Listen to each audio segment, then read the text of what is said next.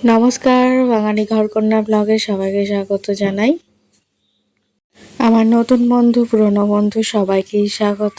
যারা আজকে নতুন দেখছো তারা অবশ্যই সাবস্ক্রাইব করে দিয়ে বেল আইকনটা বাজিয়ে রেখো, যাতে তোমাদের কাছে সমস্ত ভিডিও সবার আগে পৌঁছে যায়।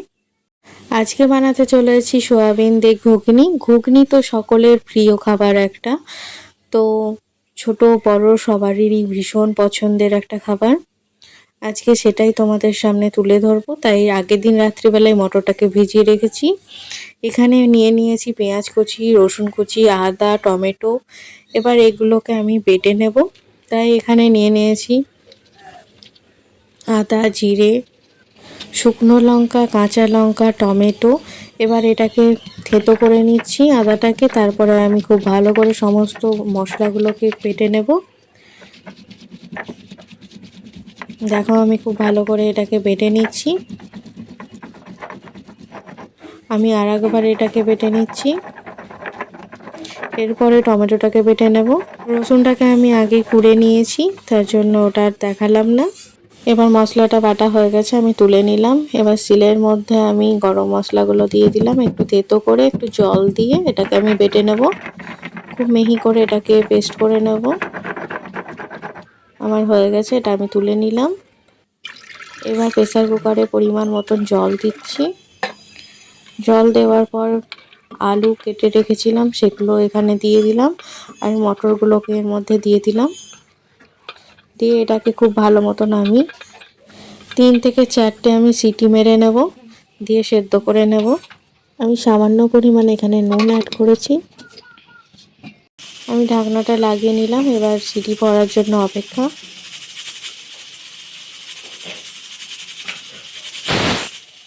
ততক্ষণ আমি এইদিকে কড়াইয়ে জল বসিয়ে দিলাম। এবার আমি সোয়াবিনটা এর মধ্যে সেদ্ধ করে নেব। তার জন্য জলটা গরম করতে হবে। জলটা গরম হয়ে যাক। জলটা গরম হয়ে গেছে, এবার আমি এর মধ্যে সোয়াবিনগুলোকে দিয়ে দিলাম। এবার এটাকে ফুটতে দেব। আমি সামান্য একটু নুন অ্যাড করেছি এর মধ্যে। এটা খুব ভালো মতন ফুটে গেলে, সেদ্ধ হয়ে গেলে আমি এটাকে নামিয়ে নেব। দেখো এটা হয়ে গেছে, আমি এবার এটাকে নামিয়ে নিচ্ছি।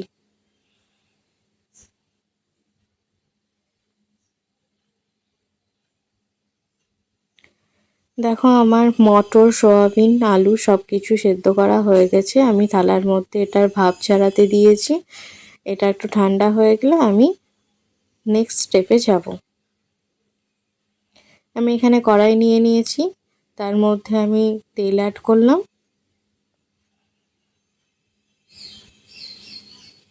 এবার তেলটা আমি গরম হতে দেব।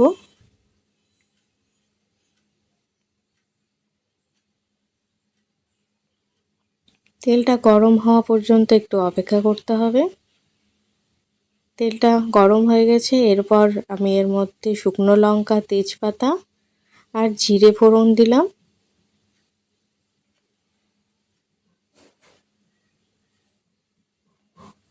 ফোড়নের খুব ভালো মতো স্মেল বেরিয়ে গেলে তবে এর মধ্যে আমি পেঁয়াজটা অ্যাড করলাম। পেঁয়াজটা দিয়ে আমি খুব ভালো করে এটাকে নেড়ে নিচ্ছি। পেঁয়াজটা একটু ব্রাউন ব্রাউন কালার হলে তখন আমরা মশলাটা অ্যাড করব।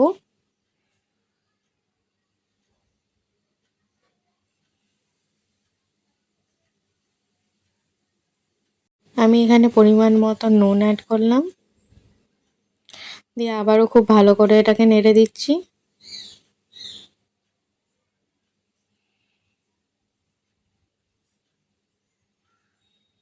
পেঁয়াজটা একটু ভাজা ভাজা হওয়া পর্যন্ত অপেক্ষা করতে হবে। আমি আরও ভালো করে নেড়ে দিলাম এটাকে।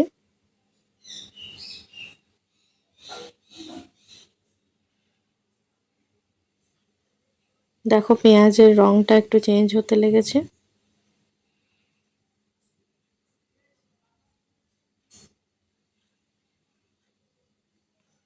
আমি এবার সেদ্ধ করে আলুগুলো দিয়ে দেবো এর মধ্যে।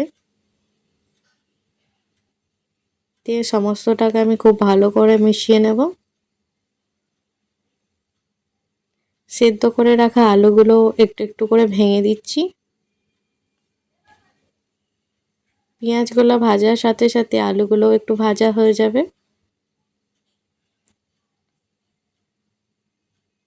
এবার আদা, জিরে, লঙ্কা, টমেটো, রসুন সব কিছু আমি এর মধ্যে দিয়ে দিলাম। দিয়ে খুব ভালো মতন এটাকে কষিয়ে নেব।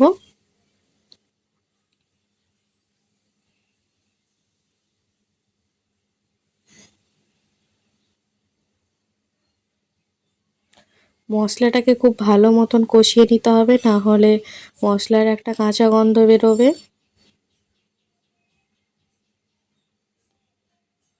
আমি এবার হলুদ গুঁড়ো অ্যাড করলাম।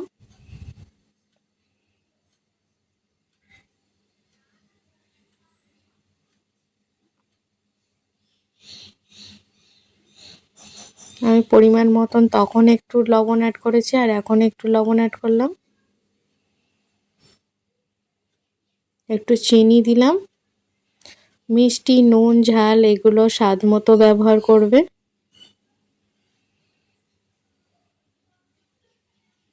দিয়ে সবগুলোকে খুব ভালো করে আমি এখানে কষিয়ে নিচ্ছি।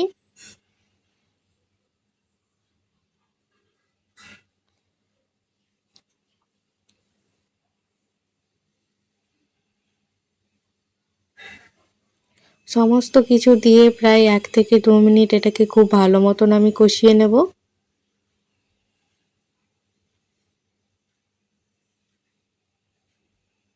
কষানোর পর এর মধ্যে দিয়ে দিলাম টক দই।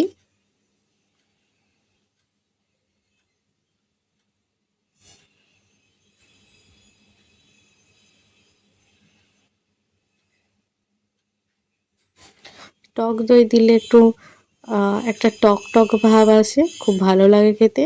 আমি এখানে সস ব্যবহার করলাম। এটা আমার ঘরে বানানো সস। আমার ভিডিওতে দেওয়া আছে কিভাবে সসটা বানিয়েছি, তোমরা দেখে নিও। তারপর সমস্তগুলোকে আমি খুব ভালো মতন একসাথে কষিয়ে নিচ্ছি।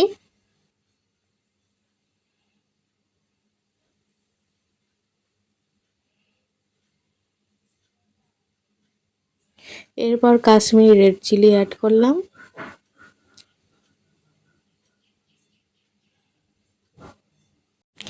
এরপর অ্যাড করব সেদ্ধ করে রাখা সমস্ত জিনিসগুলো। মটর আর সোয়াবিনটা আমি এর মধ্যে অ্যাড করে দিয়ে খুব ভালো মতন কষিয়ে নেব।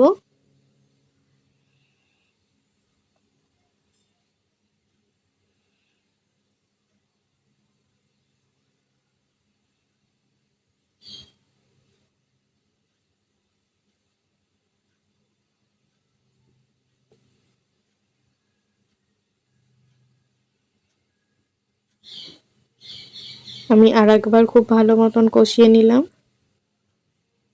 এরপর আমি জল অ্যাড করব। জলটা তোমরা যেরকম রাখতে চাও সেই অনুযায়ী জলটা ব্যবহার করবে। জলটা দিয়ে আমি খুব ভালো মতন নেড়ে নিচ্ছি।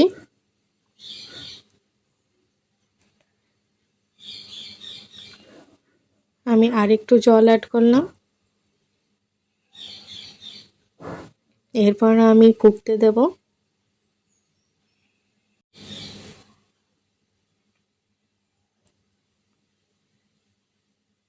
এবার অ্যাড করলাম কাসুরি মেথি।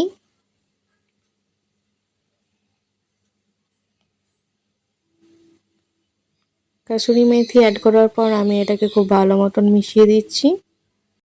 ভিডিওটি টেনে টেনে না দেখে সম্পূর্ণ দেখার অনুরোধ রইল। আশা করি তোমাদের খুব ভালো লাগবে।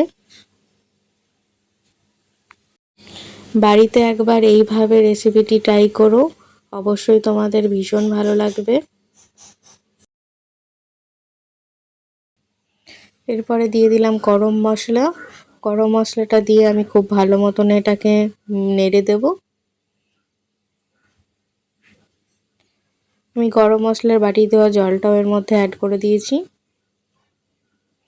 এটা আমার হয়ে গেছে, আর একটুখানি ফুটিয়ে নামিয়ে নেব। আজকের ভিডিওটি কেমন লাগলো তোমরা অবশ্যই কমেন্ট করে জানিও, আর ভালো লাগলে একটা লাইক করে দিও।